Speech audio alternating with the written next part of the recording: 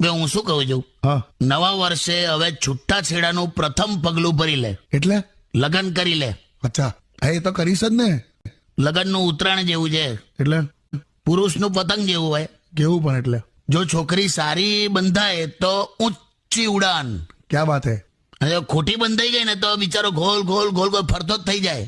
ના ના મેં છે ને મારી એક ફ્રેન્ડ છે, હા એને એવું કીધું છે કે એટલે અમે એવું બંને એવું નક્કી કર્યું છે હું કે થોડા દિવસ જોડે રહીએ આમ જ.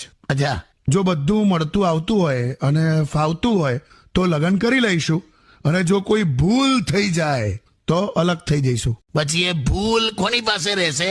હે ડપોડ બધી હોશિયારી માર્યા કર્યા વગર પરણી જા ને. પણ નથી સહેલું યાર કાકા. હું પહેલા કેવું હતું, સેમ શહેરના છોકરા સાથે પરણાવતા હતા. હવે તો છોકરો કેનેડાનો જોઈએ અને અમેરિકાનો જોઈએ, એવું બધું છે. તે નેક્સ્ટ જનરેશનમાં તો કયા ગ્રહ પર છોકરી પરણાવશે? મંગળ ગ્રહ પર